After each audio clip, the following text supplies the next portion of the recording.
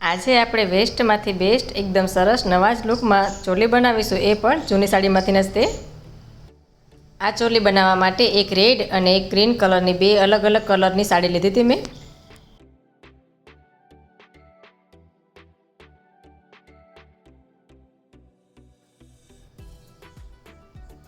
તો તમે જોઈ શકો છો બે કલરમાં છે, એક રેડ કલર છે, એક ગ્રીન કલર છે। તો ગ્રીન અને રેડ બંને કલરની મેં સાડી લીધી હતી, એમાંથી બે કલરની અલગ અલગ કરલી કટિંગ કરેલી હતી। પછી સ્ટિચિંગનો અને કટિંગનો વિડીયો મેં આગળના વિડીયોમાં બતાવેલો છે, મારી ચેનલ ઉપર તમને મળી જશે।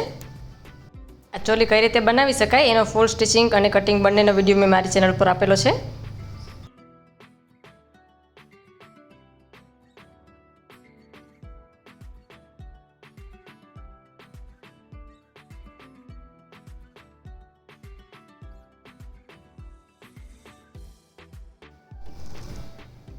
બંને જૂની સાડી જ હતી, એની અંદર સાટીનનું અસ્તર મૂકેલું છે એટલે એકદમ સરસ નવો જ લુક આપે છે। તો આવી રીતે નાના નાના જે બૂટા છે એવી એક સાડી હતી રેડ કલરની, એની નીચેની જે બોર્ડર છે વચ્ચેની સાઈડમાં ચણિયામાં, એ બોર્ડર મેં વચ્ચેની સાઈડમાં મૂકી દીધી છે। તમે જોઈ શકો છો જે રેડ કલરની બોર્ડર છે એ આપણે સાડીની જ બોર્ડર હતી। પછી ઉપર ગ્રીન કલરની છે મેં એક્સ્ટ્રા બોર્ડર લીધી છે બીજી અલગથી। આવી રીતે બોર્ડર હતી, પછી એને મેં કટિંગ કરી દીધી હતી, સહેજ ખરાબ થઈ ગઈ હતી એટલા માટે એને વચ્ચેથી કટિંગ કરી સાટીનની બોર્ડર મૂકી દીધી। પછી એની સાઈડમાં જે આપણે સમોસા પટ્ટી આવે છે એ મૂકેલી છે, પછી એની સાઈડમાં જે મગઝી પટ્ટી આવે છે એ મૂકેલી છે। એવી રીતે અલગ અલગ મેચિંગ કરી અને બોર્ડર લીધેલી છે। પછી એક બોર્ડર જે બોર્ડરમાં નીચેની સાઈડમાં છે આપણે ચણિયામાં, એની મેચિંગ કરી ઓઢણીમાં મૂકેલી છે અને એ જ પ્રમાણે સ્લીવમાં પણ મૂકી દીધી છે। પછી જે આપણે ચણિયામાં કરલીમાં મૂકેલી છે સમોસા પટ્ટી, એ જ મેં ગળામાં પણ મૂકી દીધી છે।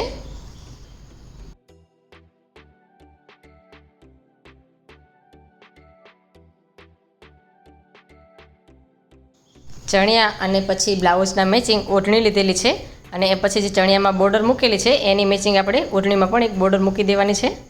તમે જોઈ શકો છો ફરતી બધી જ સાઈડમાં એક જ સરખું સરસ ફિનિશિંગ આવેલું છે।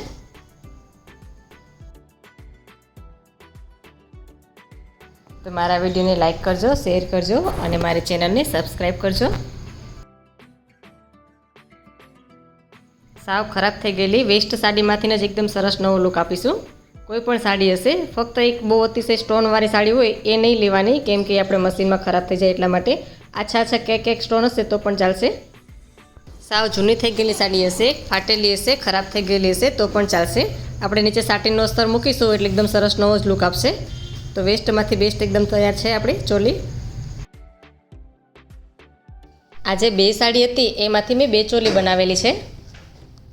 બીજી જે ચોલી છે એ રેડ કલરમાં આખી જેનો ચણિયો છે મેં આખો રેડ કલરનો જ બનાવેલો છે, એ હું આગળના વિડીયોમાં બતાવીશ।